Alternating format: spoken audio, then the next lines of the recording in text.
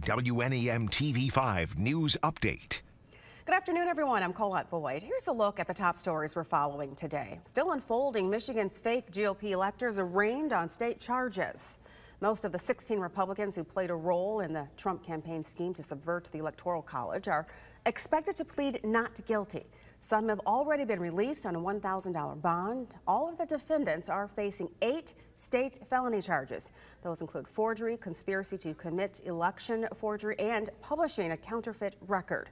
Some of the defendants' attorneys have already said they will challenge the case and try to get the charges dropped.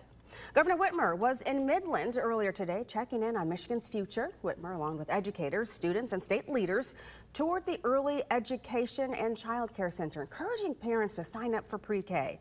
The recent education budget expanded free pre-K for up to 5,600 kids, working towards pre-K for all by the end of the governor's second term. In 2022, Whitmer launched Caring for My Future with the goal of opening 1,000 new child care programs by the end of 2024.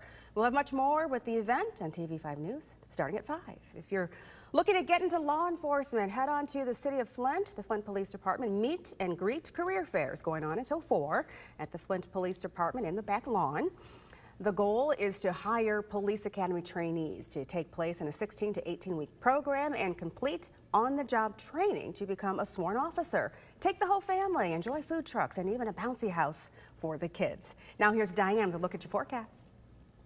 We have mainly dry weather on this Thursday, but we are still tracking radar and even looking ahead in our forecast. The hour-by-hour conditions do show still a few isolated spotty showers on radar, and yet we also have, though, some cloud cover that is hanging around for the afternoon. And still, those rain chances are going to be sitting at about 10%. Now, it's not 0, but it's also not going to be a washout for the second half of today.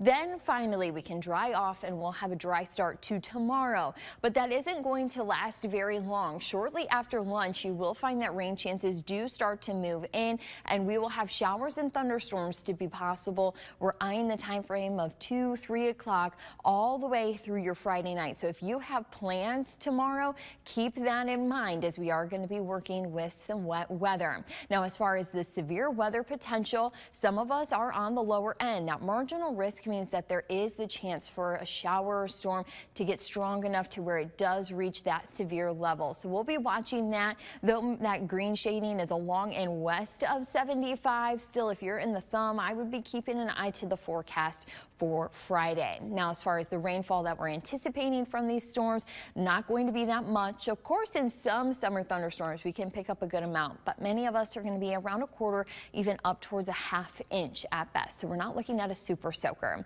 Now, what we are going to try to look for is the Persean meteor shower. That's peaking this weekend, so you're going to want to avoid the city lights, give your eyes some time to adjust, and also stay up a little bit late. The best viewing is actually before dawn, but if you want to stay up late, you still have a good chance of seeing them. Tonight, pretty good viewing as far as the cloud cover. We'll have fair to partly cloudy skies, so there will be some breaks. However, with the rain tomorrow night, going to make it pretty tricky. And with the peak being Saturday night, thankfully the cloud cover shouldn't be too problematic. Have the TV5 First Alert weather app ready to go on that radar tab. Just change over that filter to satellite, and then you can keep an eye on the cloud cover.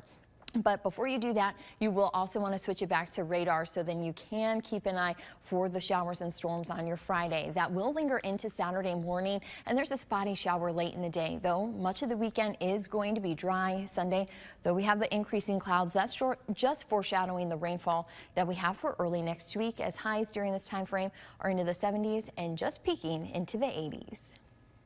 Remember to tune into WNEM TV5 on air and online 24/7 for the latest news, weather, and information.